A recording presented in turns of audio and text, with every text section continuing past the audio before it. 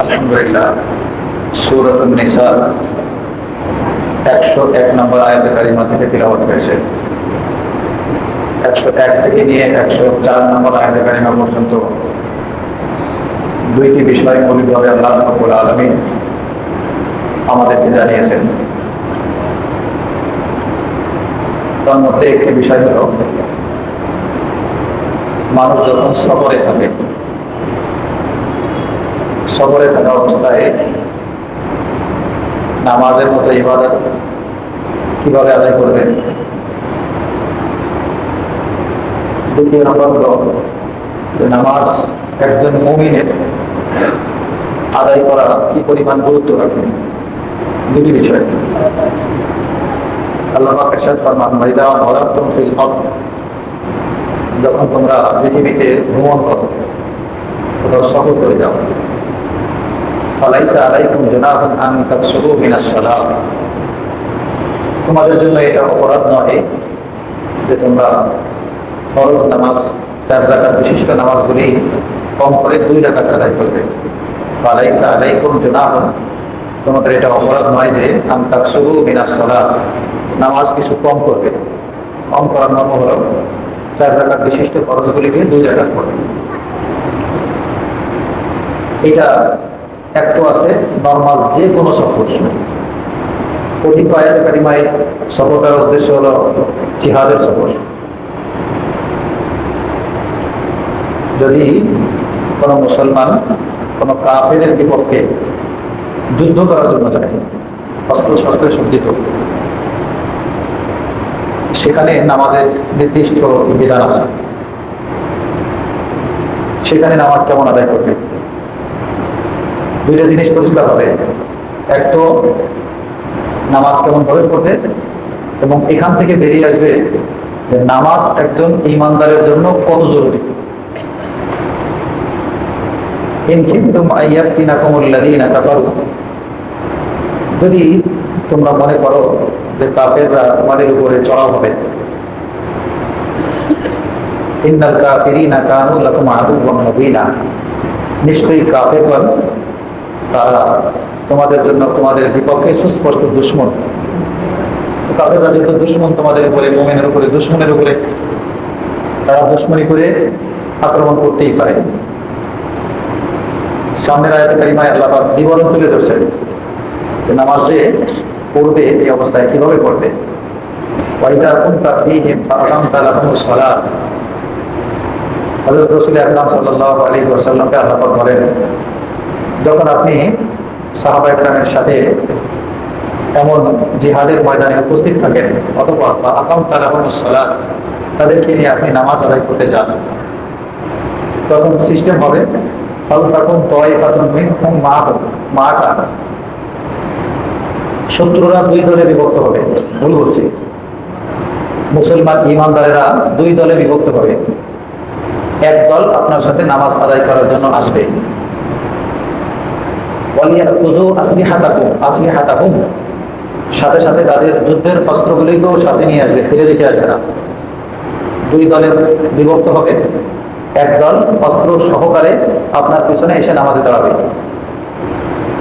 ফাইজা সাজাদু, অতঃপর যখন তারা সিজদা করবে, এই সাজাদু সিজদা করবে অর্থ হলো রাকাত পূর্ণ করবে।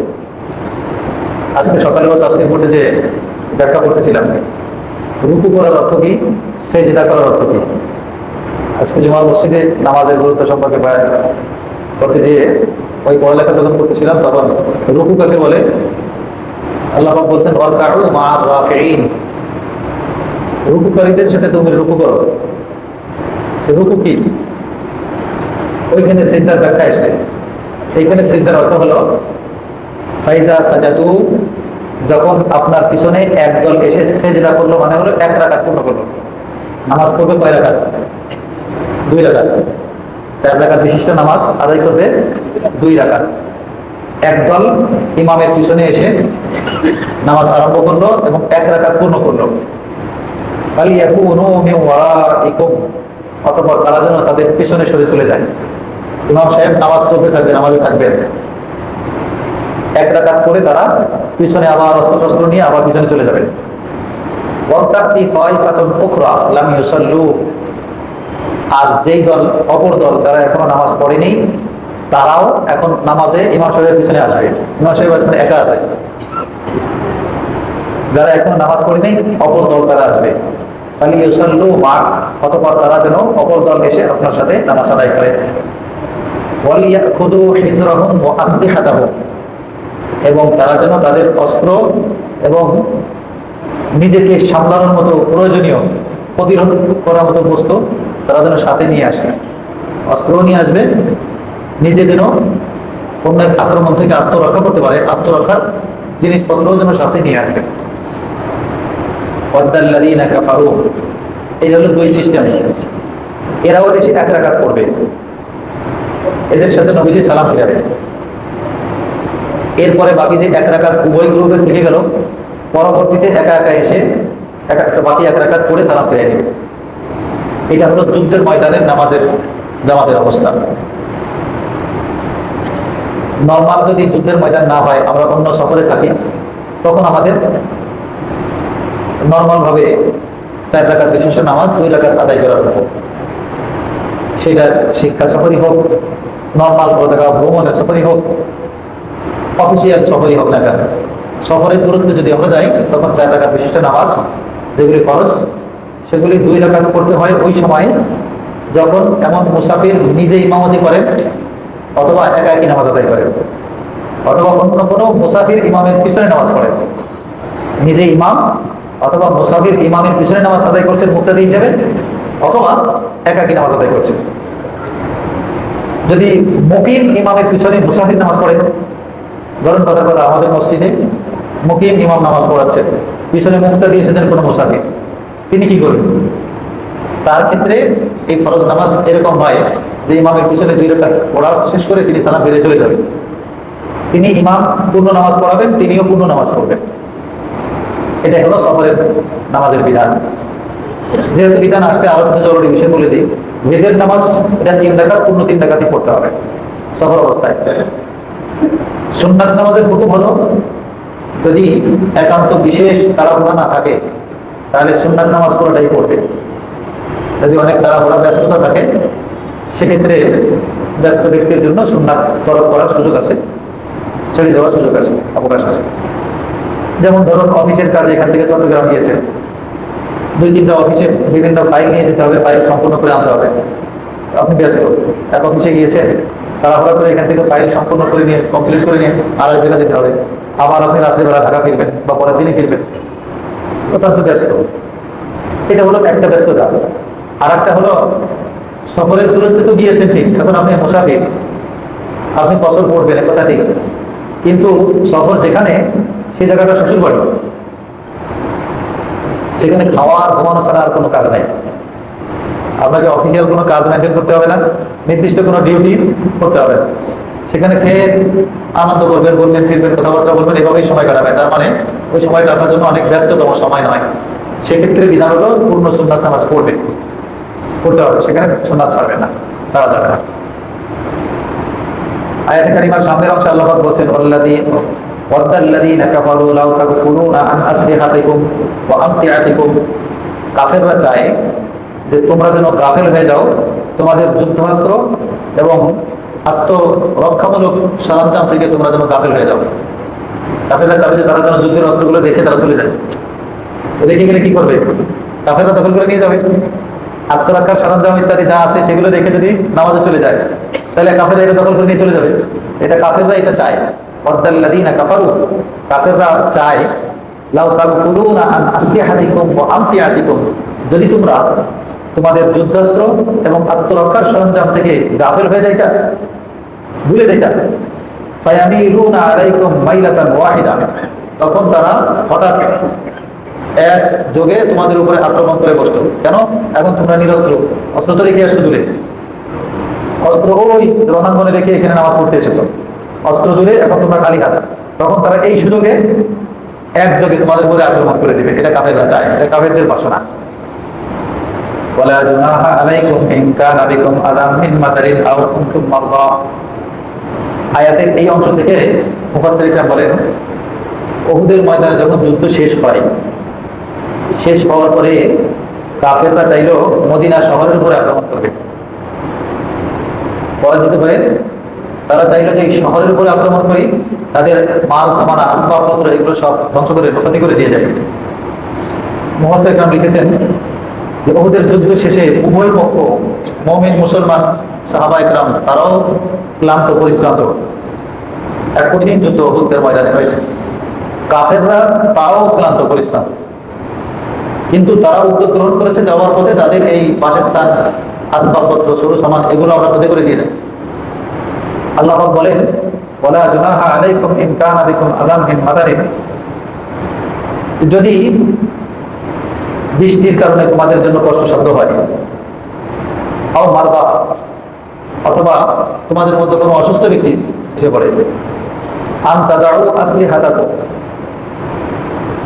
একটু কথা আগে বলা হয়ে গেছে, এই অনুবাদটা শেষ করে বলছি, ওই অংশটুকু সামনের সাথে সম্পৃক্ত।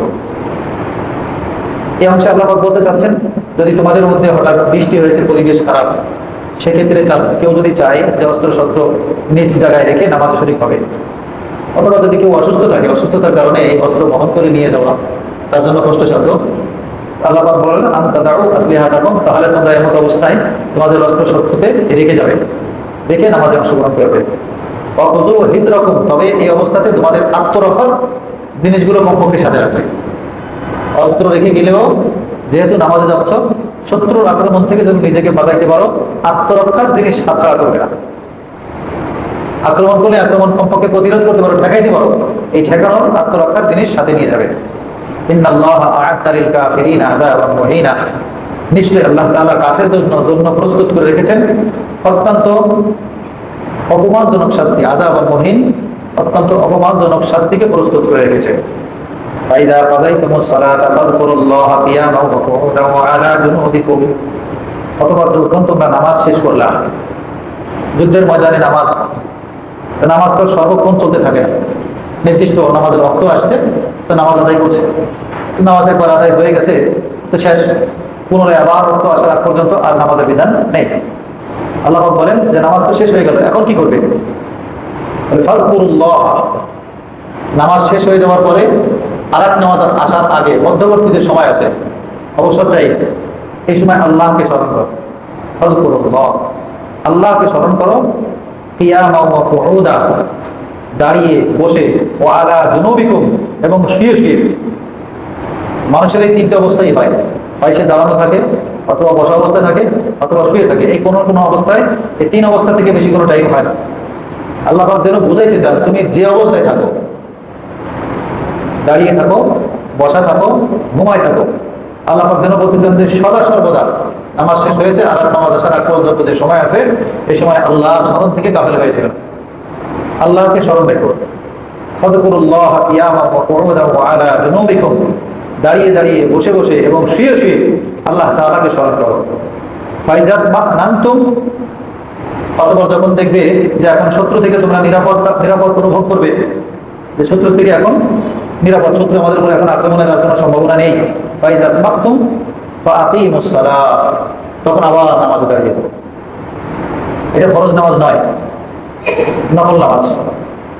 যখন দেখতেছো যে শত্রু আক্রমণের আশঙ্কা এখন নাই, আবার নামাজে দাঁড়িয়ে যাও। কেন?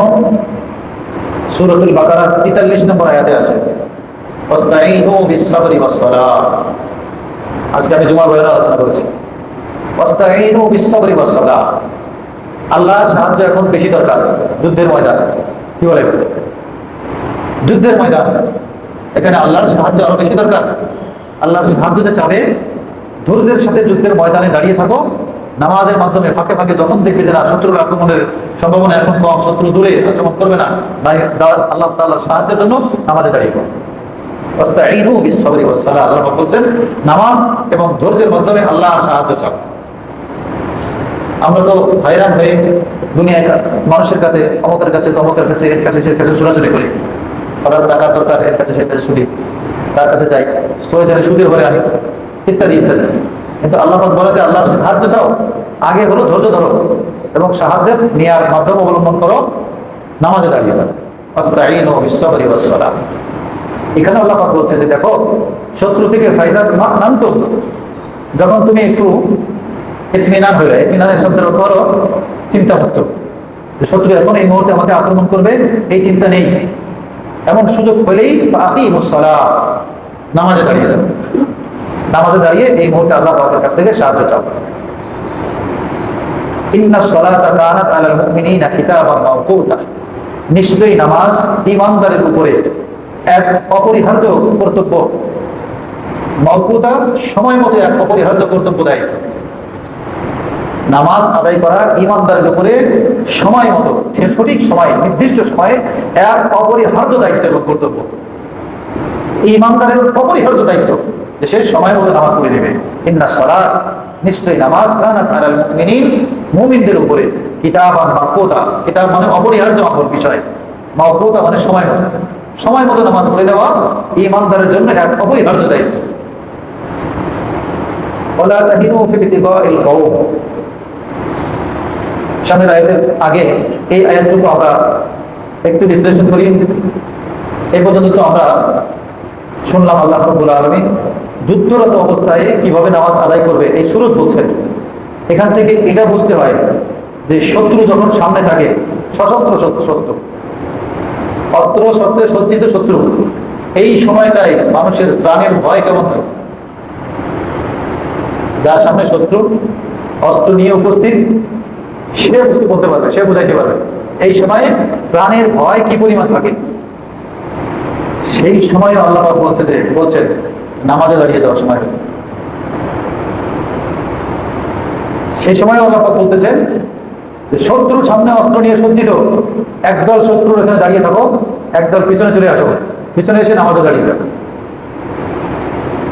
আন্দাজ করা যায় কি পরিমাণ গুরুত্ব নামাজ আদায়ের, নামাজের কি পরিমাণ গুরুত্ব। শত্রু দাঁড়িয়ে আছে, অস্ত্র নিক্ষেপ করবে, জান চলে যাবে, পরাজিত হয়ে যাবা। এই অবস্থায় একদল শত্রুকে সামনে নিয়ে দাঁড়ায় থাকো, পিছন থেকে একদল চলে আসো, তারা নামাজে দাঁড়াও।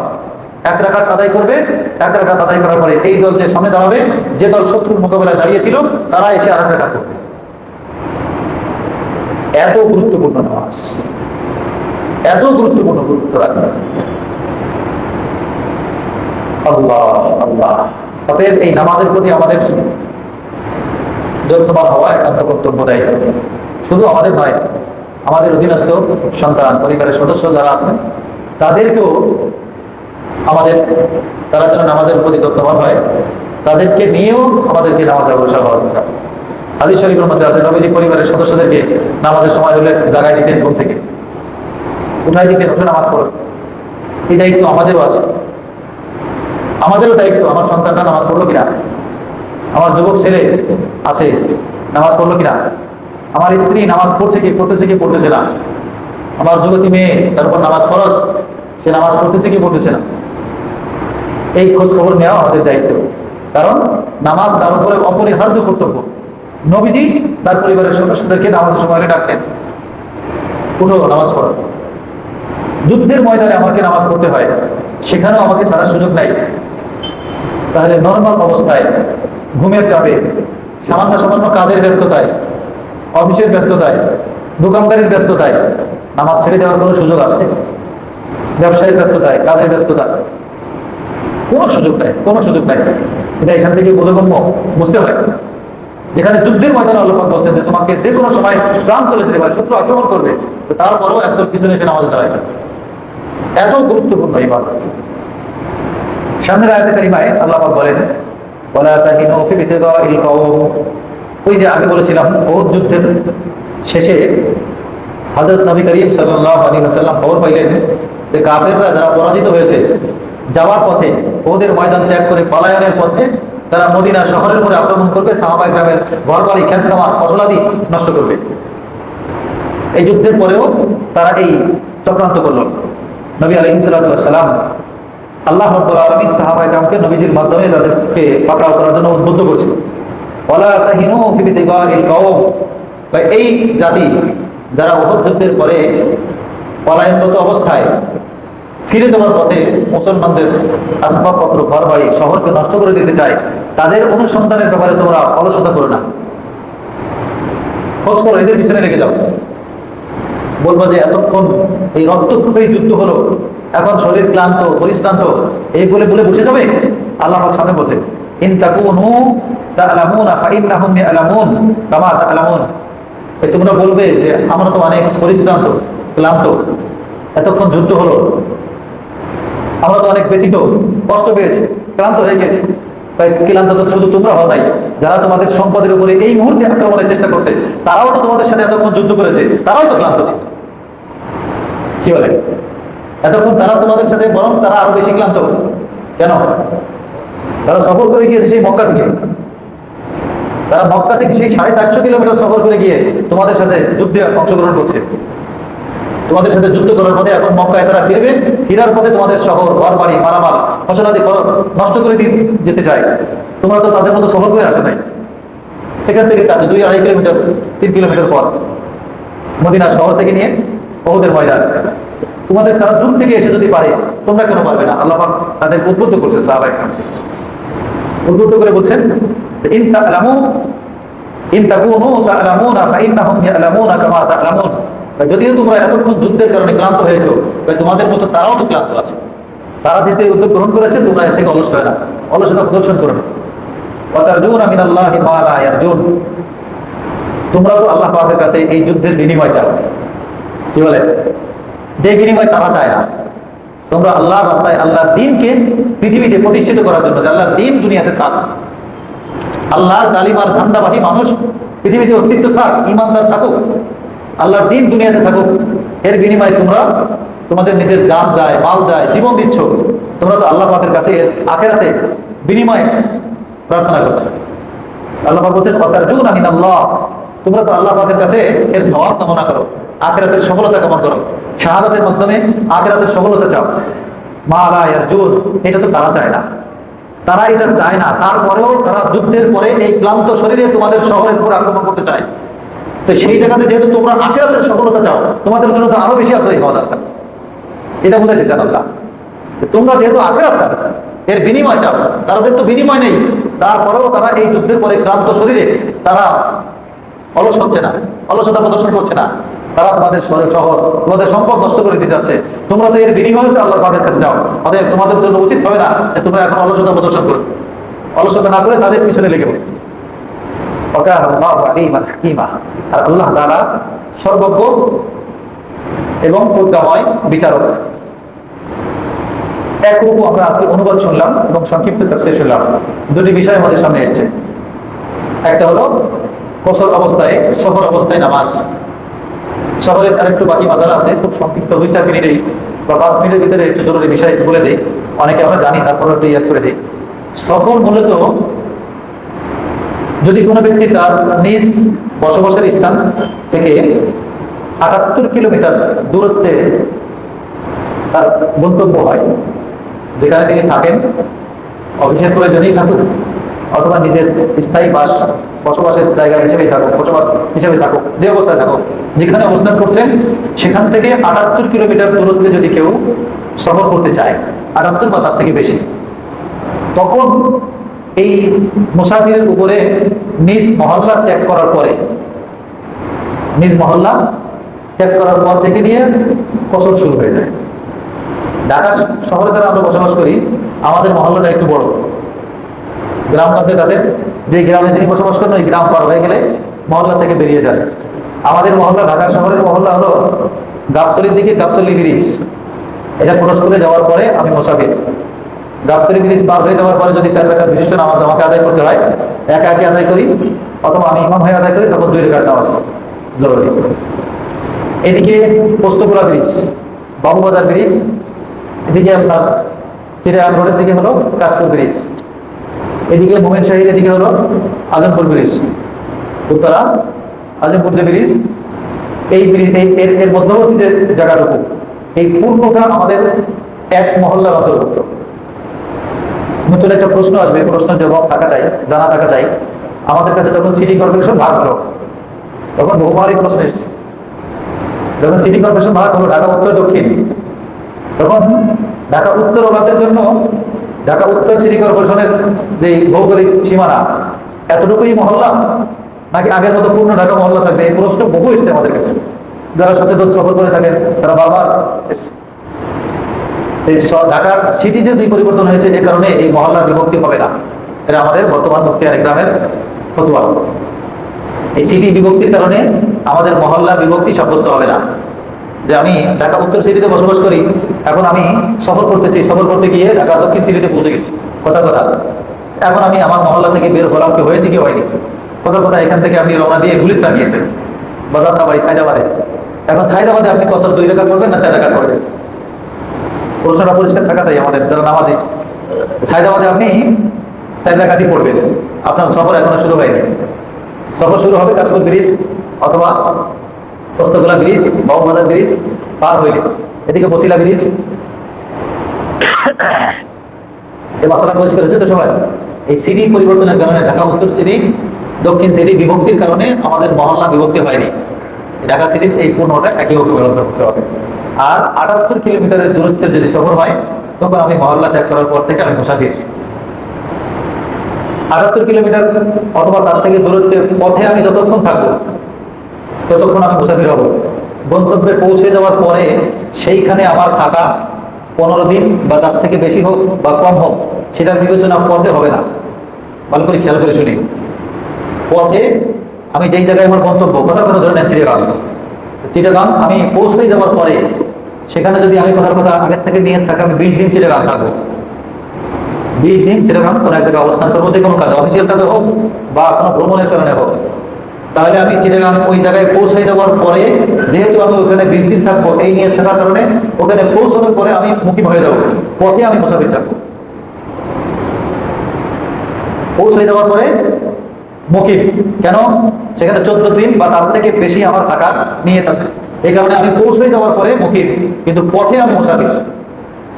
এখন 14 দিন বা তার থেকে বেশি থাকবো না, আমি সেখানে 10 দিন থাকবো। 10 দিন থাকলে পথেও মুসাফির, ওই 10 দিন ওখানে যে থাকবো ওই 10 দিন ওখানে মুসাফির। পরিষ্কার হচ্ছে মশলাগুলো?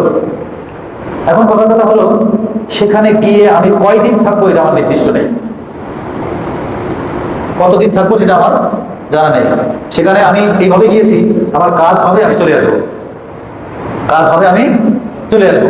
সেক্ষেত্রে পথে তো আমি মুসাফির থাকবোই, ওখানে চলে যাওয়ার পরেও আমি মুসাফির থাকবো। এখন বলা যেতে পারে যে কাজ হয়তো 2 দিন লাগবে, এই 2 দিন 5 দিন করতে করতে আমার 14 দিন বা তার থেকে বেশি হয়ে যাচ্ছে। 14 দিন বা তার থেকে বেশি হয়ে যাচ্ছে, কাজ হচ্ছে না। আমি আশা করছি আর 2 দিনের ভিতরে হয়ে যাবে। আর 2 দিনে হলো না, 16 দিন হয়ে গেল। আরো 2 দিন লাগবে, আরো 2 দিন হয়ে যাবে।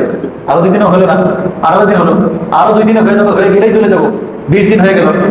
বলে এইভাবে যতদিন যাবে, যে 2 দিন 3 দিনের ভিতরে কাজ হয়ে গেলেই চলে যাবো, যতদিনই লাগুক না কেন, 1 বছরও যদি লাগে, 1 বছর আপনি মুসাফির থাকবেন। এই 1 বছর আপনি মুসাফির থাকবেন, যেহেতু আপনার যে কোনো সময় কাজ হলেই আমি ফিরে চলে আসবেন। আগের থেকে যদি সুনিশ্চিত থাকে এটা, যে আমি সেখানে 14 দিন বা 14 দিনের বেশি আমাকে অবশ্যই থাকতে হবে, ওই অবস্থায় সেখানে পৌঁছে যাওয়ার পরে মুকিম, পথে সর্বাবস্থায় মুসাফির। বুঝে আসছে না কথাটা? আল্লাহ পাক আমাদেরকে আমল করার তৌফিক দান করেন। এই নামাজের গুরুত্ব বুঝবার, নিজেও গুরুত্ব দিয়ে সময় মতো। এখানে দেখেন দ্বিতীয় শব্দ আছে কিতাবা মাওকুতা। মাওকুতা মানে অর্থমের বহু বছর, মাওকুত নির্দিষ্ট সময়ে নামাজ আদায় করা অপরিহার্য কর্তব্য ইমানদার। এরকম না যে এখন একটু ব্যস্ত, যাক পরেই পড়ে নেব। এই নির্দিষ্ট সময়ের আর এক ব্যাখ্যা হলো জামাতের সাথে আদায় করা। এটা নির্দিষ্ট সময়, সেটা যদি একান্ত নাই হয়, কমপক্ষে অক্তের ভিতরে পড়ে নেওয়া। এটা আমরা নিজেরাও এটাকে গুরুত্ব দিই। 5 ওয়াক্ত নামাজ, 1 ওয়াক্ত নামাজ ছুটে গেলে যে আমি কি হারাইলাম,